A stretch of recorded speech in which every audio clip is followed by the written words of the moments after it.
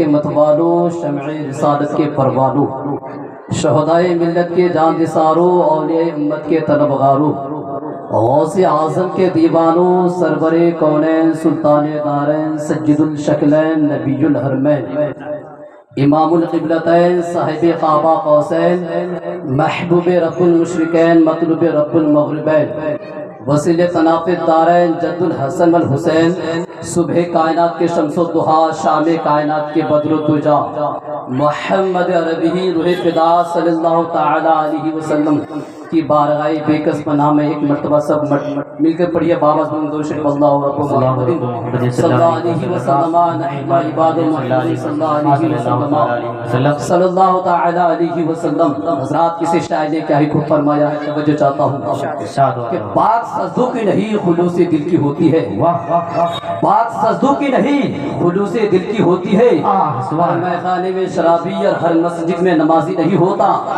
ہر میخانے میں شرابی اور ہر مسجد میں نمازی نہیں ہوتا۔ اور آگے ارشاد فرماتے ہیں کہ بات سجدوں کی نہیں خلوص نیت کی ہوتی ہے، بات سجدوں کی نہیں خلوص نیت کی ہوتی ہے۔ اکثر لوگ خالی ہاتھ لوٹ آتے ہیں ہر نماز کے بعد، اکثر لوگ خالی ہاتھ لوٹ آتے ہیں ہر نماز کے بعد۔ اور آگے ارشاد فرماتے ہیں کہ سجدوں کے عوض فردوس ملے یہ بات مجھے منظور نہیں، سجدوں کے عوض فردوس ملے یہ بات مجھے منظور نہیں۔ بے لوث عبادت کرتا ہوں بندہ ہوں تیرا مزدور نہیں، بے لوث عبادت کرتا ہوں بندہ ہوں تیرا مزدور نہیں۔ گر نماز قضا ہو پھر سے ادا ہو، گر نماز قضا ہو پھر سے ادا ہو، ان نگاہوں کی قضائے کب ادا ہو۔ حضرات عزیز علماء اکرام و سعادت اکرام، عوام اہل سنت، حضرات میں کل دوسری جگہ تھا اور آج میں آپ لوگوں کے سامنے میں ہمتوار ٹھٹکی مور میں اس اسٹیج پر کھڑا ہوں۔ ماشاءاللہ اگر کہا جائے تو یہ سفر بھی تھکا دینے والا سفر ہے۔ حضرات جو آج میں موضوع شروع کیا ہوں وہ موضوع ہے الحمدللہ رب العالمین، اور میں بھی کہہ رہا ہوں الحمدللہ۔ حضرات جو موضوع میں نے شروع کیا ہے وہ اس ادارے کے بچے بھی جانتے ہیں، چاہے کس علاقہ کس بستی کے بچے بھی ہو، ہر بچے کی زبان میں یہی موضوع سب کو معلوم ہے۔ حضرات سب مل کے ایک مرتبہ پڑھ لیجیے الحمدللہ رب العالمین۔ حضرات قرآن پاک اللہ تعالیٰ کی آخری کتاب ہے اور اس کتاب لارے کا ایک ایک حرف افضل ہے، اعلیٰ ہے، مقدس و محترم ہے۔ حضرات سورہ فاتحہ ایک رکوع والی سورہ مقدسہ جس کی 7 آیات 25 کلمات اور 130 حروف رکھنے والی سورہ مبارکہ اتنی اہم ہے کہ اتنی اہم ہے، نمازی چاہے فرض یا سنت پڑھ رہا ہو، نمازی چاہے نفل یا وتر پڑھ رہا ہو، نماز فجر یا ظہر پڑھ رہا ہو، نماز عصر یا مغرب پڑھ رہا ہو، نماز عشاء یا نماز جمعہ پڑھ رہا ہو، ہاں کسی امام کی اقتداء میں نہ ہو، تو ایسے ہر شخص کے لیے میرے نبی اکرم صلی اللہ علیہ وسلم کا فرمان اقدس ہے لا صلاۃ لمن لم یقرأ بفاتحۃ الکتاب، جو شخص نماز میں یہ سورہ فاتحہ نہ پڑھے اس کی نماز نہیں ہوگی۔ حضرات سورہ فاتحہ وہ سورت ہے جس میں اللہ تعالیٰ نے تمام قرآنی علوم اور احکامات تعلیمات کا خلاصہ بیان فرما دیا ہے۔ خیر سورۃ الفاتحہ اتنی اہم ہے، اتنی اہم ہے کہ جب کوئی بھی نمازی نماز کی ایک رکعت بھی نہیں پڑھ سکتا اگر وہ یہ سورہ فاتحہ نہ پڑھے۔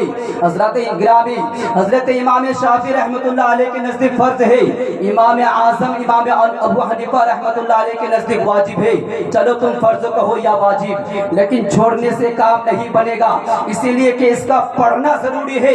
حضرات فرض بھی ضروری ہے تو واجب بھی ضروری ہے، فرض بھی اہم ہے تو واجب بھی اہم ہے، فرض بھی لازمی ہے تو واجب بھی لازمی ہے۔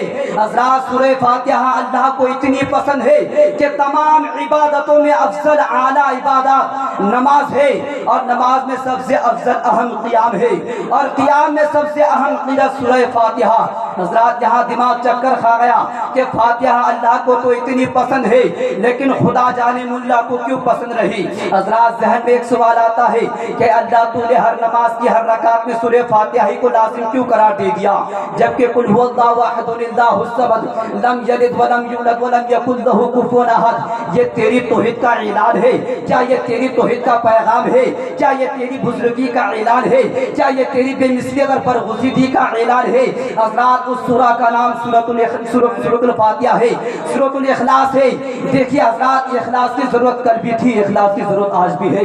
حضرات اے اللہ، کیا سورۃ الاخلاص میں تیرے یکتا ہونے کا ذکر ہے؟ سورۃ الاخلاص میں تیرے اعلیٰ ہونے کا ذکر ہے؟ سورۃ الاخلاص میں تیرے بے مثل ہونے کا ذکر ہے؟ سورۃ الاخلاص میں تیرے بزرگ ہونے کا ذکر ہے؟ سورۃ الاخلاص میں تیرے پاک ہونے کا ذکر ہے؟ سورۃ الاخلاص میں تیری وحدانیت کا ذکر ہے؟ سورۃ الاخلاص میں تیری الہیت کا ذکر ہے؟ سورۃ الاخلاص میں تیری حمدیت کا ذکر ہے؟ سورۃ الاخلاص میں تیری ربوبیت کا ذکر ہے؟ سورۃ الاخلاص میں تیری الوحیت کا ذکر ہے؟ حضرات سورۃ الاخلاص شریف یعنی نماز کی ہر رکعت میں پڑھنا لازم قرار کیوں نہیں دیا؟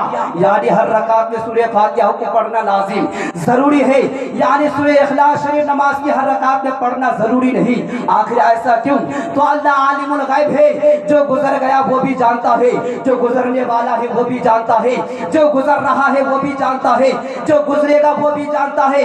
تو اللہ عالم الغیب ہے، وہ جانتا ہے کہ میرے بندوں میں سے کچھ بندے ایسے ہیں جن کا کوئی چلا جائے تو فاتحہ، کل شریف ہو تو فاتحہ، 10واں ہو تو فاتحہ، 40واں ہو تو فاتحہ، محرم شریف ہو تو فاتحہ، رجب شریف ہو تو فاتحہ، محفل ذکر ہو تو فاتحہ۔ اللہ کو معلوم ہے کہ میرے بندوں میں سے کچھ بندے ایسے ہیں کہ جو فاتحہ کے قائل ہے، فاتحہ کی طرف دل سے مائل ہے اور اللہ کی بارگاہ میں سرپا سائل ہے۔ حضرات قائل بھی ایسے ہیں کہ جو پاکستان میں رہے تو فاتحہ، افغانستان میں رہے تو فاتحہ، لبنان میں رہے تو فاتحہ، ایران میں رہے تو فاتحہ، یونان میں رہے تو فاتحہ۔ اتنے قائل ہے، اتنے مائل ہے کہ کچھ لوگ فاتحہ کی طرف، اور یہ میرے رب کے علم میں ہے، حضرات وہ جانتے ہیں، حضرات وہ عالم الغیب ہے، اور وہ رب یہ بھی جانتا ہے کہ میرے دوسری طرف میرے بندوں میں سے کچھ بندہ ایسے ہے جو فاتحہ کا نام، اگر کوئی فاتحہ کا نام سن لے تو چہرے کا جغرافیہ بدل جاتا ہے۔ وہ آگے سے کہیں گے بھائی تم فاتحہ کیوں کر رہے ہو؟ یہ تو میرے حضور صلی اللہ علیہ وسلم کے زمانے میں نہیں تھا۔ حضرات تم ان سے پوچھو کہ تم پہلے یہ بتاؤ کہ زمانہ کس نبی کا ہے؟ کیا یہ حضرت عیسیٰ علیہ السلام کا زمانہ ہے؟ کیا یہ حضرت موسیٰ علیہ السلام کا زمانہ ہے؟ کیا یہ حضرت خلیل علیہ السلام کا زمانہ ہے؟ تو وہ فوراً آگے سے کہیں گے کہ نہیں بھائی، ان سب کے زمانے تو گزر گئی، اب یہ میرے آقا صلی اللہ علیہ وسلم آخری نبی بن کر تشریف لا چکے ہیں۔ حضرات یہ اب ہمارا آقا صلی اللہ علیہ وسلم، حضرات یہ ہمارے حضور صلی اللہ علیہ وسلم کا زمانہ ہے۔ حضرات ارے جب کوئی دوسرا نبی آنے والا نہیں ہے تو پھر مان جاؤ کہ یہ زمانہ ہمارے نبی آقا صلی اللہ علیہ وسلم کا ہے۔ یہ اعتراض کدھر گیا کہ میلاد شریف حضور صلی اللہ علیہ وسلم کے زمانے میں نہیں تھا؟ یہ اعتراض کدھر گیا کہ میلاد شریف حضور صلی اللہ علیہ وسلم کے زمانے میں نہیں تھا؟ یہ اعتراض کدھر گیا کہ ختم نبی حضور صلی اللہ علیہ وسلم کے زمانے میں نہیں تھا؟ خیر آج جو میلاد شریف ہو رہا ہے تو نبی کے زمانے میں ہو رہا ہے۔ اگر آج درود شریف کا درود ہو رہا ہے تو نبی صلی اللہ علیہ وسلم کے زمانے میں ہو رہا ہے۔ اگر آج نعت شریف ہو رہی ہے تو نبی کے زمانے میں ہو رہی ہے۔ اگر آج فاتحہ شریف ہو رہی ہے تو نبی کے زمانے میں ہو رہی ہے۔ حضرات تو اللہ عالم الغیب ہے، وہ جانتا ہے کہ میرے بندوں میں سے کچھ بندے ایسے ہیں کہ جو فاتحہ کا انکار کر دیں گے۔ اس قادر مطلق نے چاہا اے بندو تم اپنے گھر میں فاتحہ نہیں پڑھتے تو نہ پڑھو، تم اپنی دکان میں فاتحہ نہیں پڑھتے تو نہ پڑھو، تم اپنی جماعت میں فاتحہ نہیں پڑھتے تو نہ پڑھو، تم اپنی بسنے میں فاتحہ نہیں پڑھتے تو نہ پڑھو، تم اپنی گروپ میں فاتحہ نہیں پڑھتے تو نہ پڑھو، تم اپنے جلسے میں فاتحہ نہیں پڑھتے تو نہ پڑھو۔ تو ایسے میں قادر مطلق میں تمہیں تمہارے گھر سے اٹھواؤں گا اور میرے گھر میں لاؤں گا۔ فجر میں 4 مرتبہ فاتحہ پڑھواؤں گا، ظہر میں 12 مرتبہ فاتحہ پڑھواؤں گا، عصر میں 8 مرتبہ فاتحہ پڑھواؤں گا، مغرب میں 7 مرتبہ فاتحہ پڑھواؤں گا، عشاء میں 17 مرتبہ فاتحہ پڑھواؤں گا۔ ارے اپنے گھر میں نہ صحیح لیکن میرے گھر میں تو پڑھنی ہی پڑے گی۔ حضرات ایک مرتبہ درود شریف پڑھیے، اللہم صلی اللہ علیہ وسلم، اللہم صلی علی سیدنا مولانا محمد وسلم، الصلاۃ والسلام علیک یا رسول اللہ صلی اللہ علیہ وسلم۔ حضرات بس میں آخری بات کہہ کے ختم کرنے جا رہا ہوں۔ حضرات تو اب آئیے، جو فاتحہ ایک مرتبہ انکار کر رہا تھا اسے ہم نے مسجد میں 5 وقت مسجد میں حالت نماز میں دیکھا کہ وہ باہر 1 مرتبہ نہیں پڑھ رہا تھا، اب اسے آ کے ہم نے مسجد میں 48 مرتبہ فاتحہ شریف پڑھ رہا ہے، اسے دیکھا ہے۔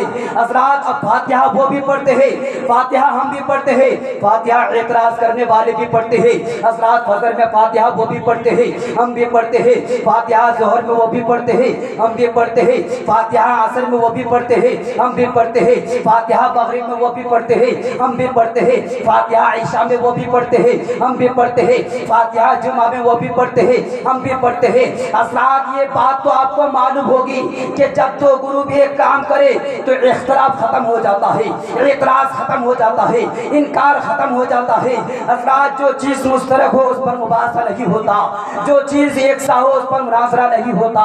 मसलन किसी ने कहा कि इस्लाम हमारा दिन है, मैंने भी कहा कि हाँ हमारा दिन है, तो अब इसके बाद दिन पर इख्तिलाफ नहीं होगी, दिन पर बहस नहीं होगा, इसीलिए कि ये दोनों ने एक ही चीज़ को तस्लीम करना मुश्तरक है। अगर दूसरी तरफ कहे, अगर तुम कहो कि दिन है, अगर मैं कहूँ कि नहीं रात है, तो इस पर बहस होगी, इस पर इख्तिलाफ होगा, इसीलिए कि इस पर मुनाजरा होगा। अगर किसी ने कहा कि दिन है, अगर मैंने भी कहा कि हाँ दिन है, तो इसके बाद बहस नहीं होगी, इस पर इख्तिलाफ नहीं होगा, इस पर मुनाजरा नहीं होगा, इसीलिए कि दोनों में एक ही चीज़ को मुश्तरक मान लिया है। हज़रात जब दोनों में एक ही चीज़ को पा लिया है, एक ही चीज़ पाई जाए तो उस पर इख्तिलाफ नहीं होगा कि फातिहा हम भी पढ़ते हैं, फातिहा वो भी पढ़ते हैं, फातिहा हम भी मानते हैं, फातिहा वो भी मानते हैं। हज़रात जो चीज़ मुश्तरक हो उस पर बहस नहीं है, जो चीज़ एक सा है उस पर इख्तिलाफ नहीं है। हज़रात फातिहा तो हम भी पढ़ते हैं, फातिहा वो भी पढ़ते हैं। हज़रात फातिहा दोनों के पढ़ने में फ़र्क है, फ़र्क वो ये है कि फातिहा मसरूर होकर पढ़ते हैं और फातिहा वो मजबूर होकर पढ़ते हैं। हज़रात आइए बस मैं आखिरी पैगाम देके ख़त्म करने जा रहा हूँ। मेरी गुजारिश है कि इस इदारे के जितने भी बच्चों की दस्तार बंदी है, जिस तरह इस मदरसे में जिंदगी गुजार रहे थे, इसी तरह घर में भी जिंदगी गुजारना है। ऐसा ना हो कि मदरसे से कदम रखते बाहर रखते हैं कदम, मदरसे के लिबास छोटे। मदरसे में जिस तरह 5 वक्त की नमाज पढ़ रहे थे, उसी तरह घर में भी 5 वक्त की नमाज पढ़ना है। क्योंकि घर में जाके ऐसा ना हो कि अय्याशी कर रहा हो, मौज मस्ती कर रहा हो, ऐसा नहीं होना चाहिए। जिस तरह मदरसे में जिस लिबास से